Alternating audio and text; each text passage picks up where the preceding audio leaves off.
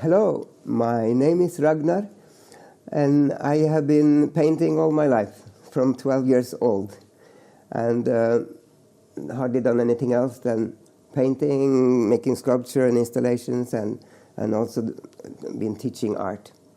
So I'm 73 years old now, and I have a family, and the kids are grown up, so I can use all my time for just painting for myself. I'm interested in science. I used to be a evangelical missionary to China when I was 25, and got out of that, and it was terrible. But I still carry with me some ideas from the Christianity thing, and I've been studying a lot, science and anthropology, religion, and so on, to get sense of the world. I think a lot of people have these questions in their minds about existence. So that's what my main motive for painting is. So when I start like a painting, I have like a collage technique of smaller paintings and stash them into bigger paintings. So that is also a practical thing, but it's also how I start a painting with, for example, just a blank canvas, and I put a ground paint on. I paint in oil, sometimes a little bit of acrylic on top, but mostly oil because it's such a versatile medium. And then I paint like a void. I do that on all paintings pretty much. Or I paint like a weft or plank unit sometimes. The basic thing of the world. That's how I started the basic painting, and then I layer on top of that until I can put it together into maybe a figurative painting as well. So, but the abstraction I love very much before I go on to put some recognizable things on it. So I am from Norway, and I grew up on a mountain farm, and then at 20 I enrolled with this mission and so on, and then when I was 30 I started painting again. I painted from I was 12 until I was about 17, and then I did some wood carvings, and so went to an art and craft school. Then I moved to Denmark, and I was with the Royal Academy of Arts for a while, and then model painting and so on, drawing.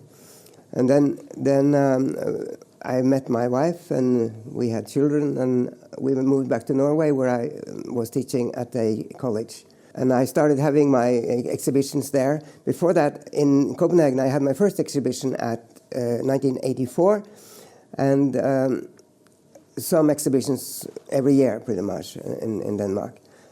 In Norway, to quite a few exhibitions. But then my wife moved to the Newcastle University to take a master. And I came along, and we had a house in Gosford, and with a garden. So I built my studio there. We stayed there for 7 years, with the outdoor studio that I built with a height of 13 feet. So that's why some of my paintings are very large. And then we had to move, so we moved to Chester Street, and I had to paint in a garage. And then people complained, and then I had to paint inside the house, and my wife complained because of the fumes and the wet paint all around. And then I was so lucky to meet somebody who knew somebody, and that was Hannah, who has the circus thing here in John Marley Center, and I could rent space from her. So that was fantastic, because finding an atelier space in Newcastle is very difficult. And so I was just pure luck. I got to be here. This was my perfect place for my large paintings, because the ceiling is pretty high. I have to slant it, but it's fine. It's perfect, and I've spent some time and to work up some of my portfolio and make this space that I love to paint in.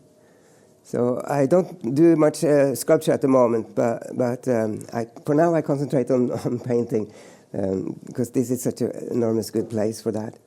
And the center, the John Marley Center, is such a wonderful place with wonderful people and such a lovely community. I have been here for a little over a year now, and I meet new people all the time, creative people, artists, and we can share ideas and stuff. That it couldn't be better than staying here in the John Marley Center. I always liked to paint on very large formats. I did that before, but since I came to England, I started with this collage thing of smaller paintings putting together into a larger painting. It is very convenient working that way, so you don't have to stand on ladders and fall down all the time. And then also it's I like the collage technique. It's like how you make a collage. Sometimes it has to be one picture. Sometimes you can break it up and you can switch it around and see how that will look like, and you can mystify it a bit. There's lots of opportunities in this technique. I learned it from David Hockney. I saw one of his paintings, his Grand Canyons paintings in Louisiana Museum of Modern Art in Denmark in 2003, I think it was. So that gave me the idea. And I then have a wooden scaffold, and I put each tile or each small painting on with Velcro.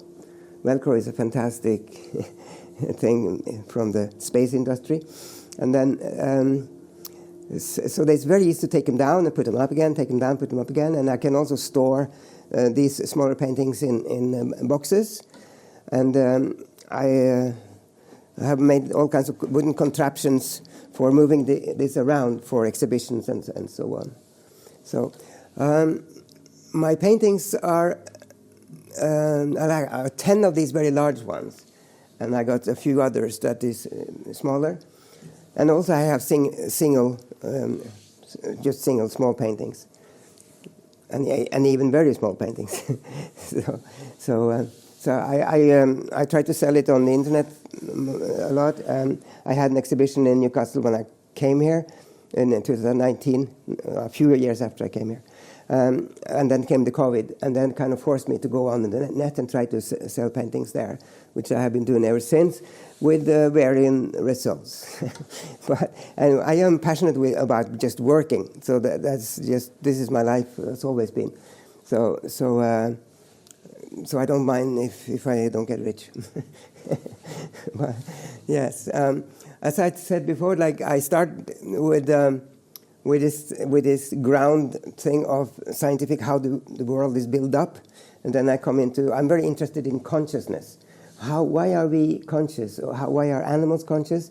Are we an animal that are just a little more conscious than others? Our consciousness is that every cell in the body, every bacteria, are they conscious? There's a lot of science on this, and a lot of different meanings, of course, philosophy and so on. But it's fantastically interesting to know, because I also have another thing that I'm into ancestry. I like this Indian mandala techniques, where you like have things that fan out. Damien Hirst did a few of these things, butterfly paintings. That's kind of a mandala thing, and so that I stole that from him and made it my own. Like Picasso said, you should if you steal something.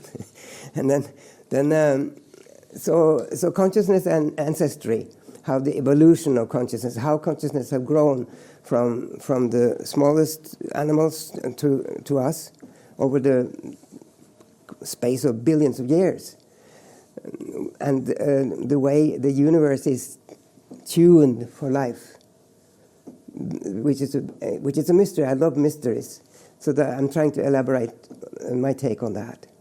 That is how I paint.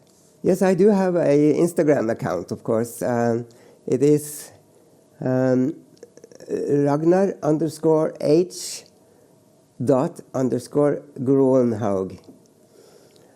And I have about 2,500 pictures there.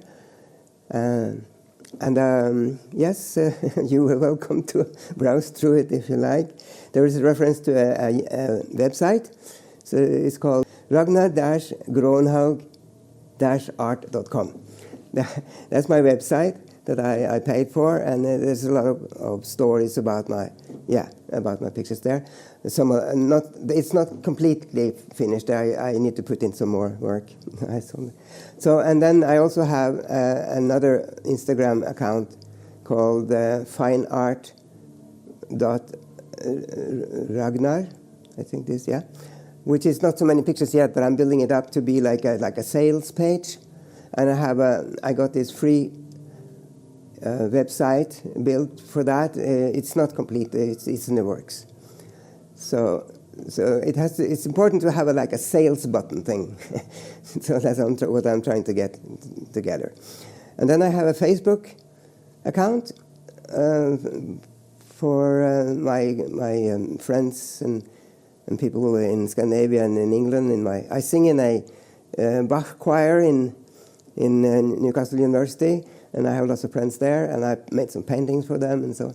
So and a lot of them are following me on the Facebook, because not so many people are on Instagram, of the older generations at least. So the Facebook is also Ragnar H. Groenhaug. Yes, that's so. Please contact me if you are interested to have a look. You can come and visit me in the studio if you like. I shall give you my telephone number, so you just call me and we make an appointment. You can just come by any time you like if you want to have a look around.